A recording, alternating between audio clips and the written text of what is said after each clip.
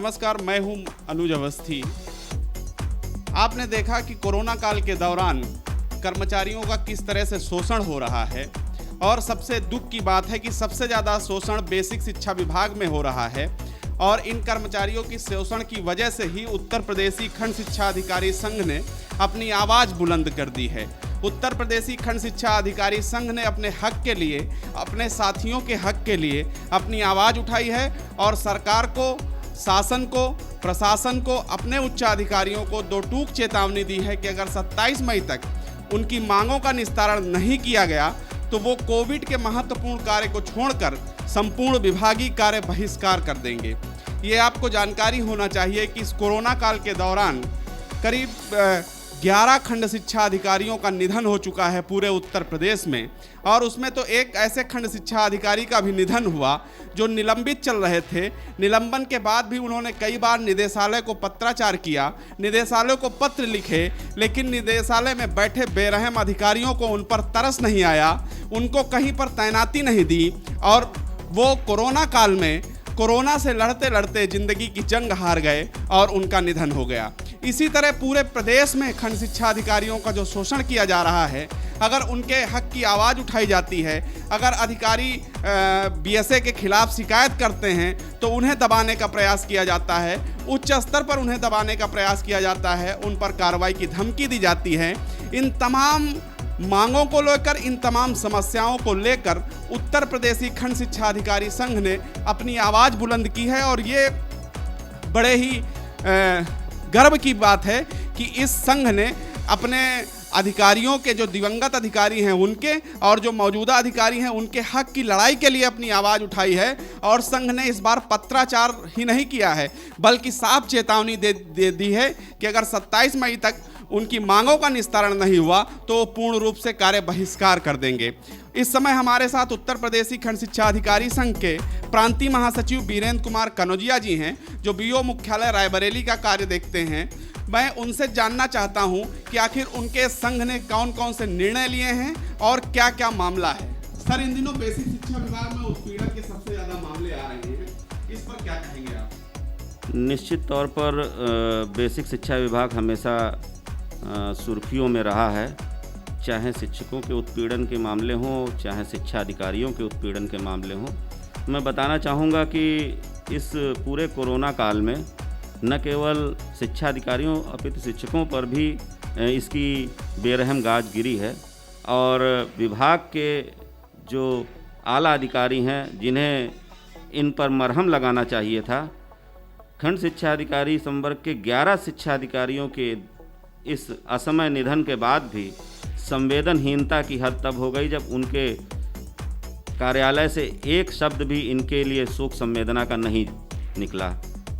उल्टे हमारे एक साथी जो निलंबित चल रहे थे 7 महीने से, कोरोना के समय वेतन के अभाव में उन्होंने अपने प्राण त्याग दिए। आनन फानन में जब संगठन को ये बात संज्ञान में आई और संगठन ने निदेशालय में अधिकारियों से वार्ता की तो लखनऊ से जब फ़ोन हुआ तो वहाँ के जो कर्मचारी और अधिकारी हैं इलाहाबाद निदेशालय प्रयागराज के, वो जागे और उनका निलंबन से बहाली के बाद पदस्थापन उसी ज़िले में किया गया जहाँ पर वो 7 महीने पहले जहाँ से वो निलंबित हुए थे। पदस्थापन तो कर दिया गया लेकिन वेतन आहरण के संबंध में उनका कोई निर्देश नहीं हुआ। श्री शिव कुमार मौर्य जी 6 मई को बहाल होते हैं, पदस्थापित होते हैं। 12 मई तक, जब तक उनका निधन नहीं हो जाता है तब तक उनके वेतन के संबंध में हमारे आला अधिकारी कोई सुध नहीं लेते हैं और निधन के बाद उनके वेतन बहाली की समस्त प्रक्रिया की जाती है। न केवल शिव कुमार मौर्य जी बल्कि उनकी पत्नी भी, सपत्नीक दोनों प्रयागराज में वेतन के और धन के अभाव में अपना इलाज कराते रहे और ऐसे हमारे कर्मठ साथी 7 महीने बाद जब वो बहाल हुए, पदस्थापित हुए तो अपने पदस्थापित जनपद में कार्यभार नहीं ग्रहण कर पाए। 12 मई को वो असमय उनका निधन हो गया। उनकी पत्नी भी हॉस्पिटलाइज थी और संगठन ने सहयोग करते हुए उनको कुछ सहायता राशि प्रदान की। इस पर हमारे संगठन ने जब उच्चाधिकारियों से इस पूरे प्रकरण में 7 महीने बाद उनको निलंबन से बहाल करते पदस्थापित किए जाने में देरी का कारण पूछा तो उस पर लोगों ने आनाकानी करनी शुरू कर दी। आज तक उस पर कोई पत्र जारी नहीं किया गया। बिल्कुल, आप जैसा बता रहे हैं, आप जैसा देख रहे हैं, सुनिए कि बेसिक शिक्षा विभाग में क्या चल रहा है। बेसिक शिक्षा मंत्री जी भी इसको देखें और ध्यान से सुने। बेसिक शिक्षा के जो सचिव हैं वो भी देखें और मुख्यमंत्री जी भी देखें कि उनके कर्मचारियों के साथ शासन में बैठे अधिकारी किस तरह का बर्ताव करते हैं, शासन के बड़े बड़े अधिकारी किस तरह का बर्ताव करते हैं।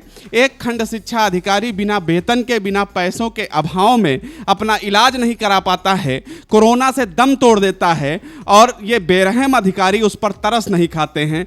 ये कितना शर्मनाक है।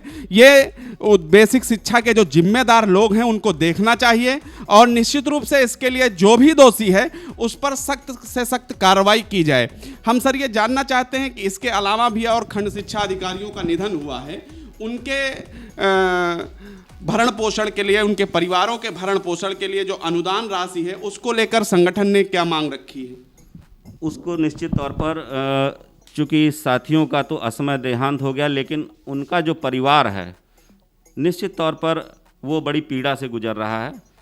संगठन ने उसके लिए भी प्रदेश स्तर पर एक नोडल अधिकारी नामित किए जाने की मांग रखी थी, लेकिन अभी तक कोई नोडल अधिकारी इसमें नामित नहीं हुआ है।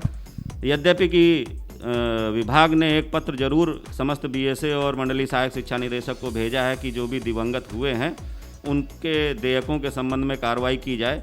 लेकिन जब तक इस प्रकार की स्थिति है, इतनी हीला हवाली लापरवाही, तो कौन इस पर ध्यान देगा? जब तक किसी जिम्मेदार व्यक्ति को इन मामलों के लिए नहीं नियुक्त किया जाता है तब तक इन पर कोई विशेष गौर नहीं दिया जाएगा और ये समय पर ही बड़े लंबे समय तक इनके देयकों के निस्तारण की प्रक्रिया चलती रहेगी और परिवार इनका भरण पोषण से जूझता रहेगा। बिल्कुल, और ये इस समय केवल जो पंचायत चुनाव की चर्चा सब जगह चल रही पूरे प्रदेश में, ऐसा नहीं है।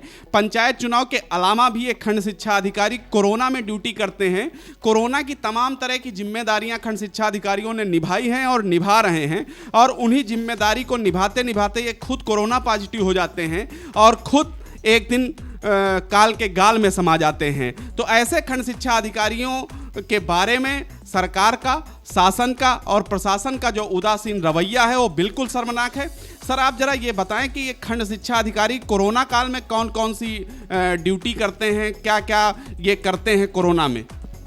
निश्चित तौर पर बड़ा अच्छा प्रश्न है। खंड शिक्षा अधिकारियों ने पिछले कोरोना काल से लेकर के वर्तमान में भी सभी प्रदेश के समस्त जिलों में सेक्टर मजिस्ट्रेट के रूप में, निगरानी समितियों के रूप में, अपने कार्यालय के साथ साथ कोविड नियंत्रण कक्ष में रात और दिन ड्यूटी के रूप में, तमाम ऐसे स्थानों पर उन्हें नियंत्रण प्राधिकारी के रूप में नियुक्त किया गया जहां प्रवासी आते हैं, जाते हैं, उनको खाने की, भोजन की व्यवस्था, मेडिकल टीम के साथ हर एक दायित्व का निर्वहन खंड शिक्षा अधिकारी ने रात और दिन प्रदेश में इस व्यवस्था के अंतर्गत किया है और अपने विभागीय कार्यों को भी बड़े ही दायित्वपूर्ण ढंग से निभाया है। आपने देखा कि खंड शिक्षा अधिकारी कोरोना काल में कितनी मेहनत कर रहे हैं। उनकी ड्यूटी सेक्टर मजिस्ट्रेट के रूप में लगाई जाती है, वो बिना कोरोना से डरे अपनी ड्यूटी का निर्वहन करते हैं।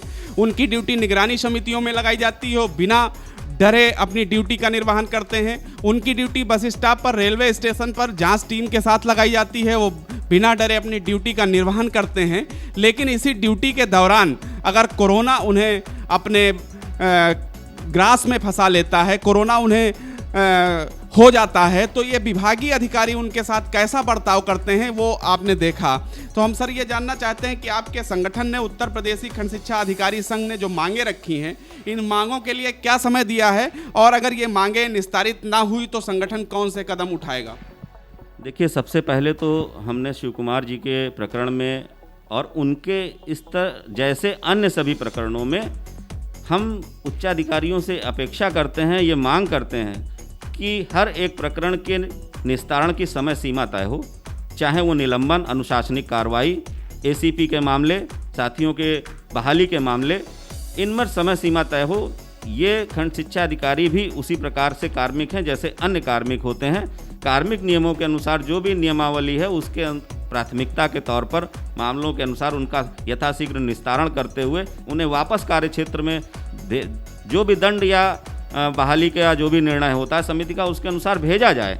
और इसी क्रम में हमने शिव कुमार जी के प्रकरण में इस विलंब के लिए दोषी अधिकारियों के विरुद्ध कार्रवाई की मांग की है कि समिति गठित करते हुए, ताकि भविष्य में इस प्रकार का कोई हादसा हमारे किसी खंड शिक्षा अधिकारी के साथ न घटित हो। बिल्कुल। और अगर ये इसकी एक समय सीमा आपने तय की है, अगर उसके बाद भी 27 मई आपने तय की, अगर 27 मई को समिति नहीं गठित होती है, कोई कार्रवाई शासन नहीं करता है, प्रशासन कुछ नहीं करता है, तो संगठन कौन से कदम उठाएगा? निश्चित तौर पर हमारे कार्यकारिणी और हमारे आदरणीय अध्यक्ष श्री प्रमेन शुक्ला जी के नेतृत्व में हम लोगों ने 27 मई की समय सीमा तय की है और उसके पश्चात संगठन समस्त प्रकार के जो विभागीय कार्य हैं उन पर कोई भी अपना ध्यान कार्य नहीं करेगा। केवल कोविड संबंधी जो हमारी आपदा विपदा की समस्या है, जिसमें आम जनमानस के सहयोग के लिए हम लोग तत्पर हैं, और वो कार्य छोड़ करके कोई भी विभागीय कार्य 27 मई के पश्चात हम लोग नहीं करेंगे। बिल्कुल। आपने देखा कि खंड शिक्षा अधिकारियों ने ये साफ कह दिया है कि अगर 27 मई तक उनकी मांगों का निस्तारण नहीं किया जाता है तो किसी भी प्रकार का विभागीय कार्य नहीं करेंगे, वो कार्य बहिष्कार करेंगे। लेकिन खंड शिक्षा अधिकारियों की संवेदनशीलता देखिए और मानवता देखिए कि इन्हीं खंड शिक्षा अधिकारियों ने ये भी कहा है कि वो महामारी के दौर में, आपदा के समय वो जनता के साथ हैं और जो भी जन उपयोगी कार्य हैं कोविड के दौरान उन्हें दिए जाएंगे, वो उन दायित्वों का तो भली भांति निर्वहन करेंगे। लेकिन अगर उनके दिवंगत कर्मचारियों के और मौजूदा कर्मचारियों के हक के लिए कोई कदम शासन सरकार नहीं उठाती है तो फिर वो पूरी तरह से विभागीय कार्य बहिष्कार कर देंगे। ये बात मतलब आपको देखना चाहिए कि एक संगठन उत्तर प्रदेशीय खंड शिक्षा अधिकारी संघ ने अपनी आवाज़ बुलंद कर दी है। प्रदेश में संगठन धीरे धीरे अपनी आवाज़ उठा रहे हैं, क्योंकि जिस तरह से जो रवैया देखने को मिल रहा है, चाहे वो शिक्षकों के अनुदान को लेकर सरकार का जो निर्देश है, सरकार का जो शासनादेश है, सरकार की जो गाइडलाइन है, चाहे उसको लेकर हो, चाहे अन्य मांगों को लेकर हो, अब संगठन धीरे धीरे अपनी आवाज़ उठाने लगे हैं। तो अन्य संगठनों को भी सीख लेनी चाहिए इस संगठन से, अपनी हक के लिए, अपनी मांगों के लिए वो भी आगे आएं और अपने दिवंगत साथियों को उनका हक दिलाएं, उन्हें न्याय दिलाएं।